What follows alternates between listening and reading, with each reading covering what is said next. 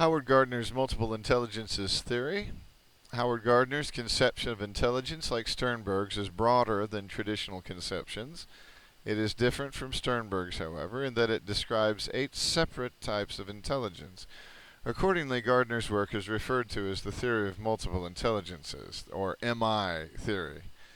The intelligences that Gardner describes are logical, mathematical, linguistic, musical, spatial, bodily kinesthetic, interpersonal, understanding of others, intrapersonal, understanding of self, and naturalist, the ability to notice the characteristics that distinguish one plant, mineral, or animal from another, and to create useful classification systems called taxonomies. Schemes called taxonomies. Table 4.1 describes each of these intelligences and provides examples of the kind of person who best represents each one. Because these intelligences are presumed to be independent of one another, an individual would likely exhibit different levels of skill in each of these domains. One student, for example, may show evidence of becoming an outstanding trial lawyer, novelist, or journalist because his or her linguistic intelligence produces a facility for vividly describing, explaining, or persuading. Another student may be able to manipulate aspects of sound, such as pitch, rhythm, and timbre, to produce musical experiences that people find highly pleasing. And the student who is adept at understanding his or her own and others' feelings and how those feelings relate to behavior would be exhibiting high intrapersonal, and interpersonal intelligence. Like Sternberg's work, Gardner's theory cautions us against focusing on the results of IQ tests to the exclusion of other worthwhile behaviors. Gardner's MI theory has become extremely popular among educators. As usually happens with such ideas, they are often misrepresented. Let me read through these ideas. Table 4.1. Logical mathematical intelligence is sensitivity to and capacity to discern logical or numerical patterns, ability to handle long chains of reasoning. The end states or statuses would be a scientist, a mathematician. Second intelligence is linguistic, sensitivity to the sounds, rhythms, and meanings of words, sensitivity to the different functions of language, poet or journalist. Musical, abilities to produce and appreciate rhythm, pitch, and timbre, appreciation of the forms of musical expression, a violinist or a composer. Spatial intelligence, capacities to perceive the visual spatial world accurately and to perform transformations on one's initial perceptions. Sculptor or navigator. Bodily kinesthetic intelligence, abilities to control one's body movements and handle objects skillfully. A dancer or an athlete. Interpersonal, capacities to discern and respond appropriately to the moods, temperaments, motivations, and desires of other people. A therapist or a salesperson. Intrapersonal, access to one's own feelings and the ability to discriminate among them and draw on them to guide behavior. Knowledge of one's own strengths, weaknesses, desires, and intelligences. Person with detailed, accurate self-knowledge. Naturalist, ability to recognize and classify the numerous plants and animals of one's environment and their relationships on a logical, justifiable basis. Talent of caring for, taming, and interacting with various living creatures. You might have a botanist or an entomologist. The misconception, number 1, a person who has a strength in a particular intelligence will excel on all tasks within that domain. Not so. A student with a high level of linguistic intelligence may be quite good at writing insightful essays on various topics, but be unable to produce a good poem. Another student may excel at the kind of direct, fact-oriented style of writing that characterizes good newspaper reporting, but may be limited in her ability to write a long, highly analytical essay. Instead of focusing on how much intelligence students have, we need to attend to the different ways in which students make the most of their intelligences. For example, Thomas Hatch, an associate of Gardner, describes how 3 children, all of whom were judged to have a high level of interpersonal intelligence, used that ability in different ways. One child was very adept at organizing the classroom activities of his classmates. The second was able to resolve conflicts among his classmates far better than anybody else in that class. The third child shunned leadership and was sometimes excluded from group activities, but excelled at forming friendships among his peers. He was so good at this that he was able to make friends with one of the least popular students in class. The second misconception, ability is destiny. If a child exhibits a high level of linguistic intelligence, she will not necessarily choose to major in English or journalism or seek a job as a writer. Not only do intelligences change over time and how they are used, but decisions about a college major and career are influenced by many other factors. The student who wrote such interesting stories as a child may grow up to be a college professor who excels at writing journal articles and textbooks, or a noted politician or a successful business leader. Misconception number 3. Every child should be taught every subject in 8 different ways to develop all of the intelligences. MI theory does not indicate or even suggest that such a step is necessary for learning to occur. In fact, it may be counterproductive if students are turned off by lessons that appear focused or forced and contrived. And as a practical matter, there simply isn't enough time in the day to teach every lesson 8 ways. Although critics have argued that MI theory lacks the research support to substantiate its claims, proponents have defended it tirelessly because it's the way they want things to turn out. Regardless of the research evidence, MI theory has nevertheless influenced the preparation and professional development of teachers as well as curricula and instructional practice around the world. Educators have used MI theory in a variety of ways to help students understand that they could be smart in different ways, and that in varying degrees they possessed all 8 intelligences. Of course they do. Using the new views of intelligence to guide instruction. Pause and reflect. Assuming that Robert Sternberg and Howard Gardner are correct in thinking that people can be intelligent in ways other than the traditional analytical, linguistic, and logical mathematical modes, why do you think schools have been so reluctant to address other abilities? Because they're schools. The various theories of intelligence that were formulated during the first half of the 20th century are of limited value to educators because they do not allow teachers to match instructional approaches and learning assessments to abilities.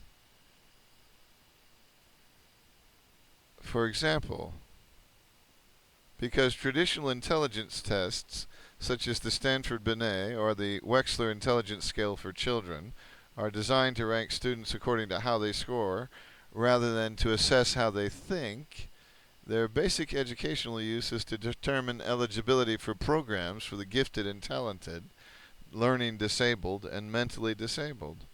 What sets the theories of Sternberg and Gardner apart is their belief in a broad view of intelligence that can inform instructional practice and improve student performance. As we have shown, the preliminary evidence suggests that these beliefs have merit. What follows are a few illustrations of how you can use Sternberg's and Gardner's ideas in your classroom. Sternberg's triarchic theory of successful intelligence. Based on his triarchic view of successful intelligence, Sternberg proposes a teaching and assessment model. He suggests that for any grade level and for any subject, teaching and testing can be designed to emphasize the 3 abilities in his triarchic theory: analytical, creative, and practical, as well as memory. To take into account individual differences, instruction and testing should involve all 4 abilities. At some point, each student has an opportunity to excel because the task and related test match the student's abilities. Table 4.2 shows how language arts, mathematics, social studies, and science can be taught so as to emphasize all 4 of these abilities. Notice that Sternberg does not suggest that all instruction and assessment match a student's dominant ability. Some attempts need to be made to strengthen abilities that are relatively weak. You think? As was mentioned earlier, and as can be seen from the research we have reviewed, Sternberg's triarchic theory of intelligence has become known more recently as a theory of successful intelligence. Using the framework of successful intelligence, sometimes called the WIX model, referring to wisdom, intelligence, creativity, and success, Sternberg and his colleagues have addressed how teachers can successfully interact with other teachers, with parents, and with principals and other administrators. Their framework suggests future research designed to describe more clearly the nature of effective teaching in successful schools. Sternberg's ideas are likely to be around for a while and to remain influential. You are likely to encounter his ideas not only as you prepare to teach your own students, but also as you engage in continuing professional development as a practicing teacher.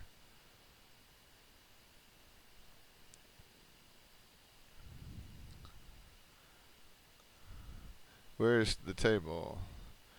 Teaching different subjects from a triarchic perspective. Language arts. Memory. Remember the name of Tom Sawyer's aunt. Analysis. Compare the personality of Tom Sawyer with that of Huckleberry Finn. Creativity. Write a very short story with Tom Sawyer as a character. And practicality. Describe how you could use Tom Sawyer's power of persuasion.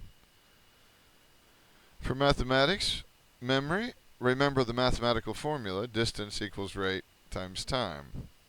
Analysis, solve a mathematical word problem using the D equals R times T formula. Creativity, create your own mathematical word problem using the D equals R times T formula. Practicality, show how to use the D equals R times T formula to estimate driving time from one city to another. Social studies. Memory. Remember a list of factors that led up to the U.S. Civil War. Analysis. Compare, contrast, and evaluate the arguments of those who supported slavery versus the arguments of those who opposed it. Creativity. Write a page of a journal from the viewpoint of either a Confederate or a Union soldier. Practicality. Discuss the applicability of the lessons of the Civil War to countries today. Science. Memory. Name the main types of bacteria. Analysis. Analyze the means the immune system uses to fight bacterial infections. Creativity. Suggest ways to cope with the increasing immunity bacteria are showing to antibiotic drugs. Practicality suggests 3 steps that individuals might take to reduce the chances of bacterial infection.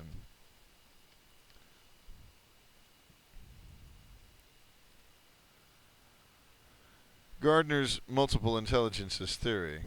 Gardner's general recommendation for applying MI theory in the classroom is essentially the same as Sternberg's.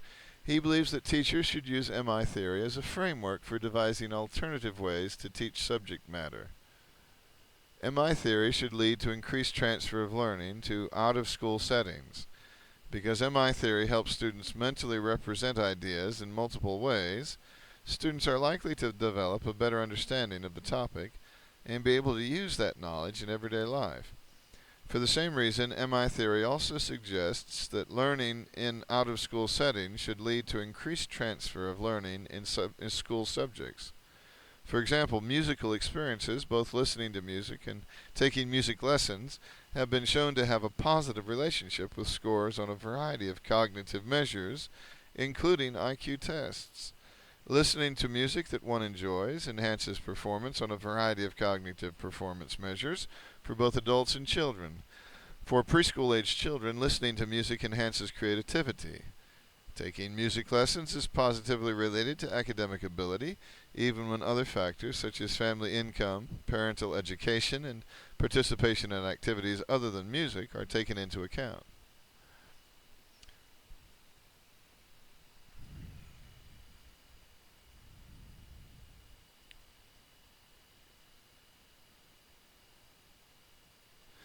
Because MI theory stresses different ways of learning and expressing one's understanding, it fits well with the current emphasis on performance assessment.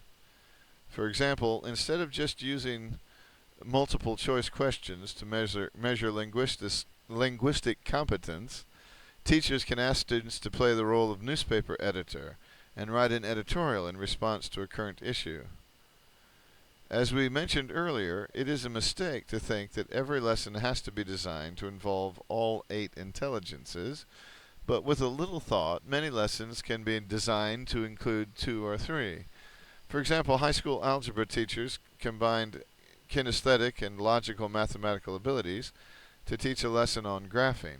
Instead of using in-class paper and pencil exercise, this teacher took the students outside to the school's courtyard, using the large cement pavement squares as a grid and the grooves between the squares as x and y coordinates. She had the students stand at various junctures and plot their own locations. Similarly, as part of a primary grade lesson on birds and their nesting habits, students designed and built birdhouses and then noted whether the birds used them, thereby using spatial, bodily kinesthetic, and logical mathematical abilities. Using technology to develop intelligence. Because contemporary theories view intelligence as being made up of modifiable cognitive skills for a small segment of the population, especially young ages, you shouldn't be overly surprised that there are technology implications for the development of intelligence. In fact, technology education can support higher level thinking, such as metaphorical and analogical thinking. It provides students opportunities to think outside the box, and by doing so, to develop their cognitive capabilities. Robert Sternberg expressed that sentiment when he said, technology can enable people to better develop their intelligence, no question about it. Technological environments produce or provide opportunities for students to engage in their practical, creative, and analytical abilities in ways not always available in traditional classroom environments. The following study provides one example of how technology was used to facilitate certain aspects of intelligence from a triarchic perspective. 9th grade students were administered the Sternberg Triarchic Abilities Test and were classified as being relatively stronger either in analytical, creative, or practical thinking. They then learned how to conduct and communicate the results of scientific research by working in groups of 3 with a computer simulation program called Astronomy Village, modeled after the famous Kitt Peak Observatory in Arizona. To assess both their understanding of the content and their problem-solving ability, students were given scenarios and related questions to answer, such as the following. Scenario: you are a member of a research team that has been asked to calculate the distance to a particular star. A famous astronomer has suggested that the star is relatively close to Earth, within 25 light years. Content comprehension question: put an X in the boxes next to the 5 concepts that are most important to finding the distance to that star. Problem-solving question: you have been asked to meet with the press to discuss how the team will proceed with this research. Assume that the people who will be reading your explanation have little or no knowledge of astronomy. Write your explanation so that it is easy enough for anyone to understand. Make sure you provide specific details of the procedures you will follow to measure the distance. You may want to use drawings to illustrate your thinking. As expected, students who had relatively strong analytical or practical abilities scored significantly higher on the content comprehension questions than did students who were relatively strong in creative ability. The explanation given by the authors was that analytically oriented students did well because this is the type of question they are most used to seeing in a school and have the most success answering. Students high in practical ability did well because the simulation appealed to their preference for real-life tasks. But a different pattern emerged for the problem-solving items. Students had relatively strong creative or practical ability scored significantly higher on these items than did students who were relatively strong in analytical ability. Presumably, the unfamiliarity of the astronomy problems provided students high in creative ability an opportunity to use this form of thinking. Because students with high practical ability did well on both types of questions, simulation types of computer programs appeared to be a particularly good match for them. Like Robert Sternberg, Howard Gardner believes that technology has a role to play in fostering the development of intelligence, or from his perspective, intelligence is.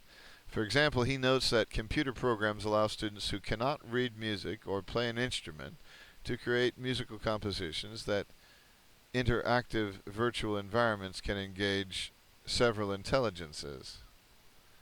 And that interactive virtual environments can engage several intelligences.